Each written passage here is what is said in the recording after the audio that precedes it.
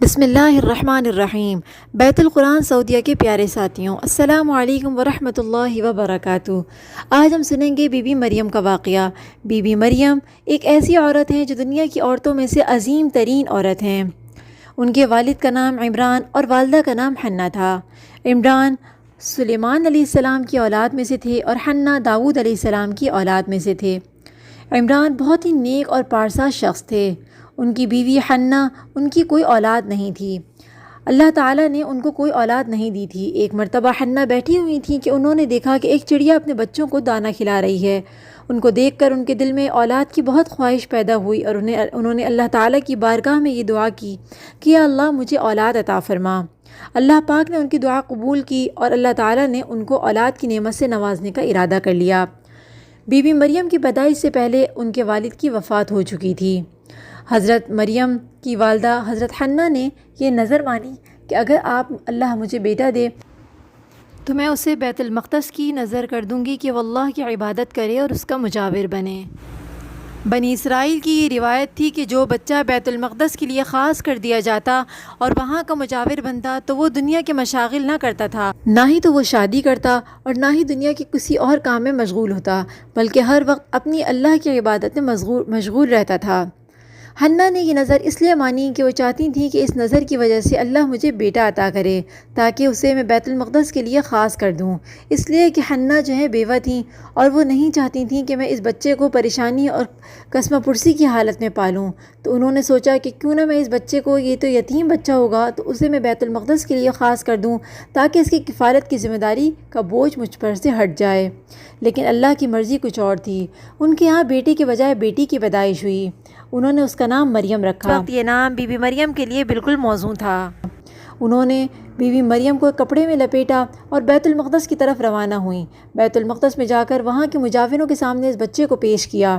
مجاوروں میں جھگڑا ہونے لگا اور ہر مجاور یہ چاہتا تھا کہ اس بچے کی کفالت میرے ذمہ آئے۔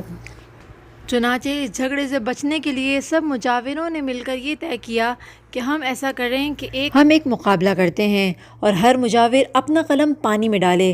جس کا قلم پانی کے بہاؤ کی الٹی طرف بہے گا وہی اس بچے کی کفالت کا ذمہ دار ہوگا۔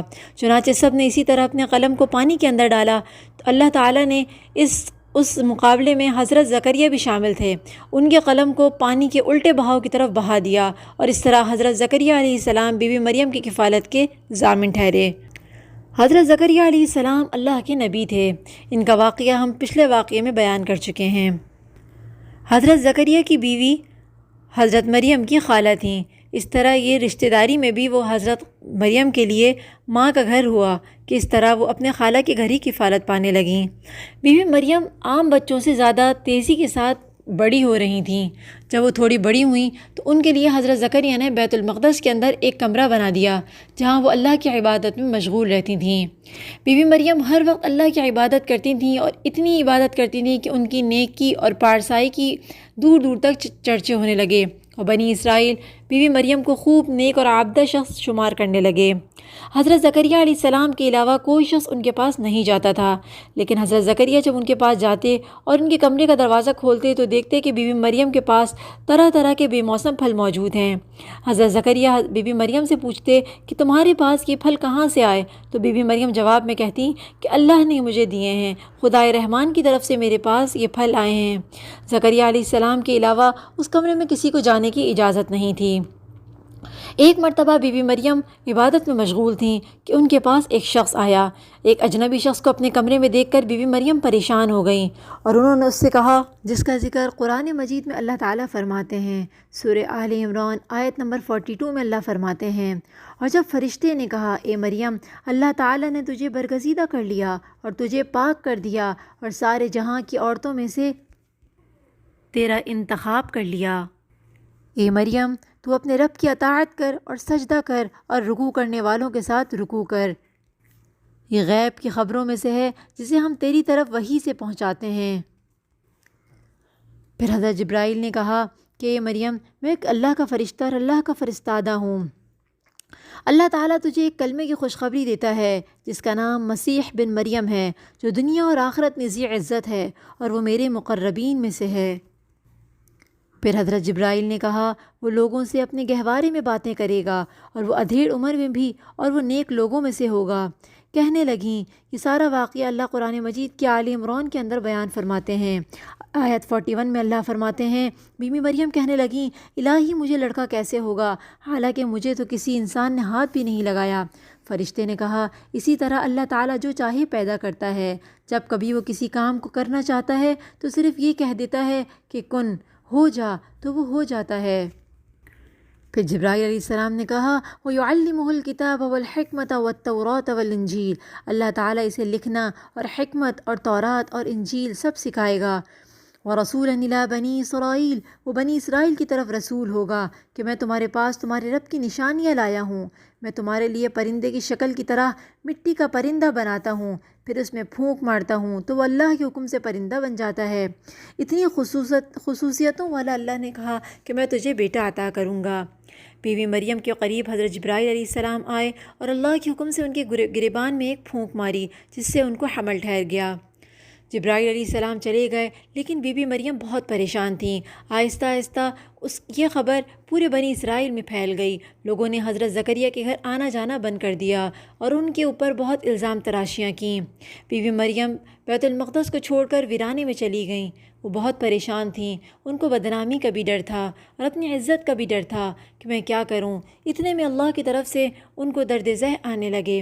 اس درد میں وہ بے چین ہو گئیں اور یہ دعا کرنے لگیں کہ کاش کہ میں اس سے پہلے مر چکی ہوتی اور آج میرا کوئی نام بھی نہ ہوتا۔ قرآن مجید میں اللہ تعالیٰ اس واقعے کو کس طرح بیان کرتے ہیں۔ اللہ فرماتے ہیں سورۃ المریم کے اندر آیت نمبر 22 میں فَحَمَلَتْهُ فَانتَبَذَتْ بِهِ مَكَانًا قَصِيًّا، پس وہ حمل سے ہو گئیں اور اسی وجہ سے وہ یکسو ہو کر ایک درد کی جگہ چلی گئیں۔ پھر درد ذہ اسے کھجور کے تنے کے نیچے لے آیا اور بے ساختہ زبان سے نکل گیا کہ کاش میں اس سے پہلے ہی مر گئی ہوتی اور لوگوں کی یاد سے بھی بھولی بسری ہو جاتی۔ اتنے میں اسے نیچے سے ہی آواز دی کہ آج زردہ خاطر نہ ہو، تیرے رب نے تیرے پاؤں تلے ایک چشمہ جاری کر دیا ہے اور اس کھجور کے تنے کو اپنی طرف ہلا، یہ تیرے سامنے تر و تازہ پکی کھجوریں گرا دے گا۔ اب چین سے کھا اور پی اور آنکھیں ٹھنڈی رکھ۔ اگر تجھے کوئی انسان نظر پڑ جائے تو کہہ دینا کہ میں نے اللہ رحمان کے نام کا روزہ مان رکھا ہے، میں آج کسی شخص سے بات نہ کروں گی۔ اب حضرت عیسیٰ علیہ السلام کو لیے ہوئے وہ اپنی قوم کے پاس آئیں۔ سب کہنے لگے کہ مریم تو نے بڑی بڑی حرکت کی ہے۔ یا اخت ہارون، اے ہارون کی بہن، نہ تو تیرا باپ برا تھا اور نہ ہی تیری ماں بدکار تھی۔ فاشارت الی، مریم نے اپنے بچے کی طرف اشارہ کیا۔ قالوا کیف نکلم من کان فی المہد صبیا، سب کہنے لگے کہ لو بھلا ہم گود کے بچے سے باتیں کیسے کریں گے۔ قال انی اعبد اللہ، بچہ بول اٹھا کہ میں اللہ کا بندہ ہوں، اس نے مجھے کتاب عطا فرمائی اور مجھے اپنا پیغمبر بنایا ہے، اور اس نے مجھے بابرکت کیا ہے جہاں میں بھی ہوں، اور اس نے مجھے نماز اور زکوٰۃ کا حکم دیا ہے جب تک بھی میں زندہ رہوں، اور اس نے مجھے اپنی والدہ کا خدمت گزار بنایا ہے اور مجھے سرکش اور بدبخت نہیں کیا، اور مجھ پر میری پیدائش کے دن اور میری موت کے دن اور جس دن میں دوبارہ زندہ کھڑا کیا جاؤں گا سلام ہی سلام ہے۔ اللہ قرآن میں فرماتے ہیں ذالک عیسی ابن مریم، یہ ہے صحیح واقعہ عیسیٰ ابن مریم کا، قول الحق الذی فیہ یمترون، یہی ہے وہ حق بات جس میں لوگ شک و شبہ میں مبتلا ہیں۔ یہ تمام واقعہ اللہ رب العزت قرآن مجید میں بیان فرماتے ہیں۔ لوگ تمام کے تمام حضرت عیسیٰ علیہ السلام کی عقیدت اور بی بی مریم کی عقیدت میں ان کے سامنے بیٹھ گئے اور سب نے حضرت بی بی مریم کو خوب عقیدت اور احترام کی نظر سے دیکھنا شروع کر دیا۔ بی بی مریم حضرت عیسیٰ علیہ السلام کو لے کر مصر چلی گئیں۔ پھر جب وہ 13 سال کے ہوئے تو پھر بیت المقدس کی طرف لوٹ آئیں۔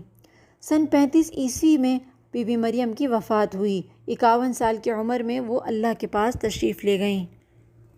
اسلام کے علاوہ کیتھولک اور آرتھوڈوکس عیسائی بھی حضرت مریم کو نہایت عقیدت اور احترام کی نظر سے دیکھتے ہیں۔ قرآن مجید میں یہ واحد عورت ہیں جن کا نام اللہ نے درج فرمایا، اور بائبل کے پرانے عہد نامے میں بھی بی بی مریم کا نام موجود ہے۔ اللہ تعالیٰ کی ہزاروں رحمتیں ہوں بی بی مریم میں، پر نبی پاک صلی اللہ علیہ وسلم کا حدیث کا مفہوم ہے کہ آپ نے فرمایا بی بی عائشہ سے کہ اللہ نے مجھے یہ بتایا ہے کہ جنت میں میرا نکاح مریم بنت عمران، موسیٰ کی بہن کلثوم اور فرعون کی بیوی آسیہ سے ہوگا۔ اب ملتے ہیں انشاءاللہ ایک نئے قصے کے ساتھ، تب تک کے لیے اجازت دیجیے۔ السلام علیکم ورحمۃ اللہ وبرکاتہ۔